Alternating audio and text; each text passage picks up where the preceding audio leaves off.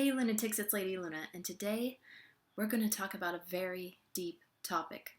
8 things that every enlightened person knows. I hear a lot of people talking about enlightenment these days, and some people seem to know what it is, others don't. So, what is it that enlightened people know that's so different? So, what does it mean to be enlightened? It means being able to see beyond the physical world. It means learning to think beyond all that you've been taught. It means being able to let go of your ego and value truth and knowledge over personal gain. Very deep stuff.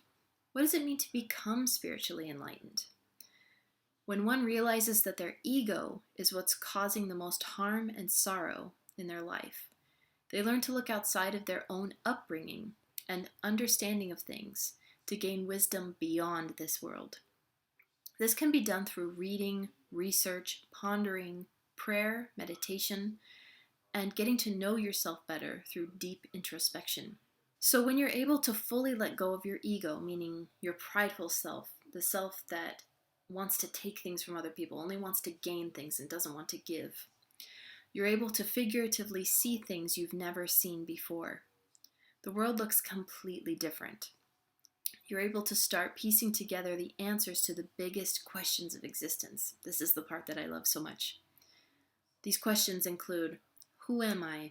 Where did I come from before this life? Why am I here? Where am I going after this life?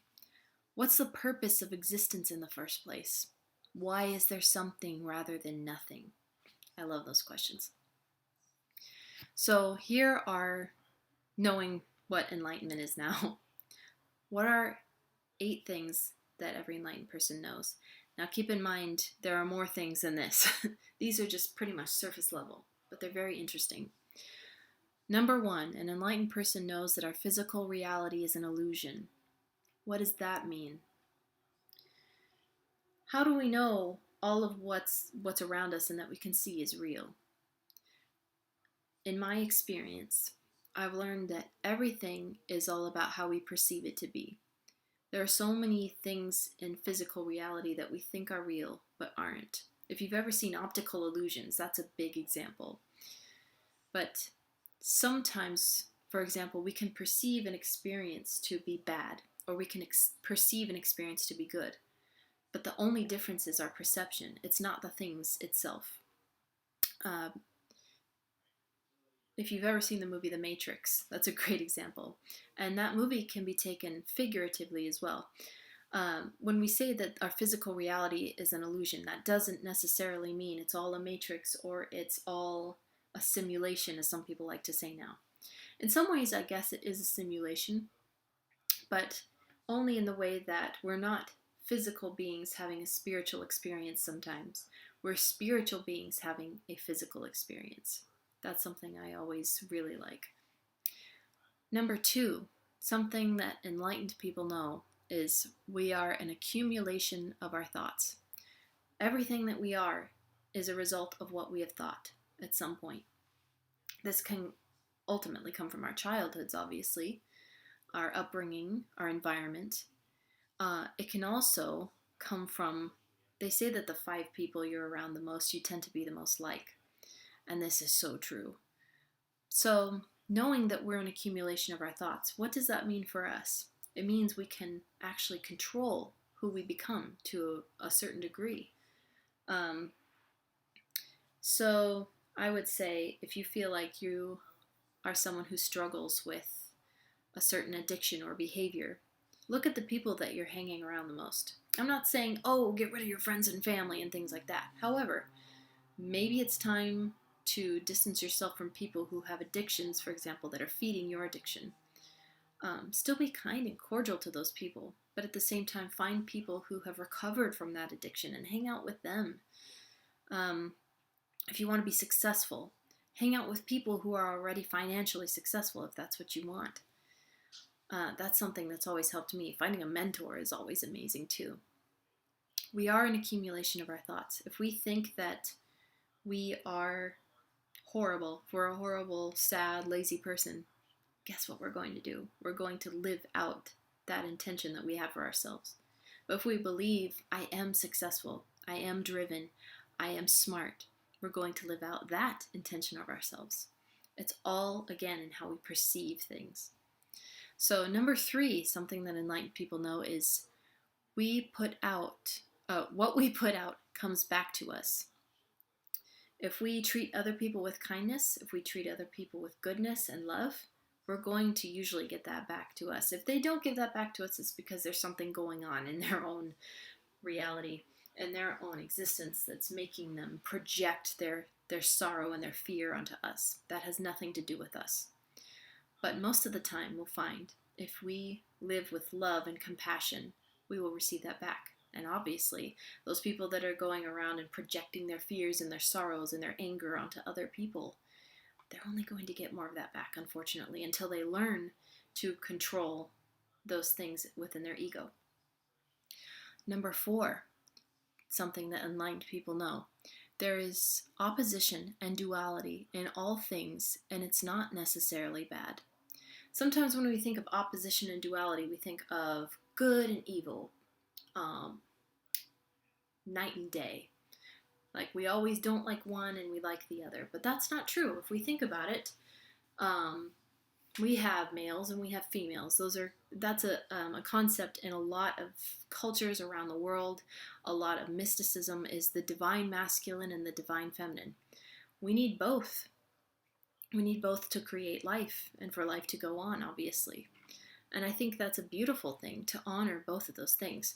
For so long in history, as we know, there's been this one gender is better than the other, or something like that. But in truth, when you're enlightened, you know there is a perfect balance between the two, and it's so beautiful. And you can find it in all of nature. So gender is just one example. There's duality and opposition in all things.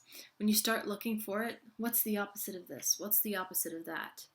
You can see how the world is made up of opposites in such a way that it's completely balanced, especially in nature. It's wonderful and beautiful. Then you can start looking at the opposites in yourself. What parts of yourself conflict with each other? What parts balance each other out? Shadow work is a really important thing to do. Find out the things about yourself that are more on the evil side or more on the egotistical side, and see, what can I do to bring those things back over to the light? What can I do to bring those things out of the ego and more into wisdom and knowledge and understanding? The more you do this, the more enlightened you can become. So number 5 is resist nothing, learn from everything. I've heard this quote before as resist nothing, accept everything, or resist nothing, embrace everything, but I don't think that's true. Obviously, resisting things only causes more resistance for us and other people. If you resist everything, you're just going to gain more things to resist yourself against. But if you choose to learn from things rather than resist them and move on from them, life becomes a lot easier. Life is never 100% easy, ever, for anyone. Everyone is dealing with something that they have an urge to resist because of the ego. But the more we can realize that this life is a test, the more we can realize that resisting only causes more resistance, but learning and moving forward is what will help us and help us to become enlightened and see the reasons behind everything. I wouldn't say accept all of your issues in life or embrace all of your issues in life, because obviously there's some things that are terrible. Abuse from people is terrible, and there's a lot of financial situations people are in that are terrible, or at least we as human beings perceive those to be terrible. But if we can learn from those things and build ourselves up to rise above those things, then we're not resisting, we're growing, which I think is really important. So number 6 is we are spiritual beings having a physical experience. And I know I've mentioned this before, but I felt it was important enough to put as one of the points. I actually had a conversation the other day with someone who was doubting that we are spiritual beings in a physical body. They thought that, well, we just die with the body when we die. And this goes into the realm of religion and spiritual beliefs, so if you don't agree with me, I totally am okay with that. I think everyone should be able to believe what they want, and I think that's a beautiful thing. But personally, this is the way I look at it. According to the first law of thermodynamics, energy can neither be created nor destroyed, as we know. So if you have a battery and the battery dies, does that mean all the energy that was in the battery died with the battery? No, it moved on and went into another form. For example, if the battery on my phone dies, where did it go? Usually it escapes in the form of heat. It was used up and it goes out of the body of the phone. So what's keeping our body alive? What's keeping our body animated and able to move? And what's different about that from when we die? Because when we die, we can't control our bodies at all. It's lifeless. We can't think, we can't feel. There's nothing left in our body that is a form of energy keeping us going. Therefore, we know that when we die, an energy has left our body. So, where does that energy go? In my experience, since energy can neither be created nor destroyed, we know that when we die, the energy that was in our body comes out and moves on to another existence. That's just the way I see it. And I think that is an amazing thing. It's so important to understand how energy works because everything is energy. So, number 7, something that enlightened people know. There's a reason, there's a reason and meaning behind everything.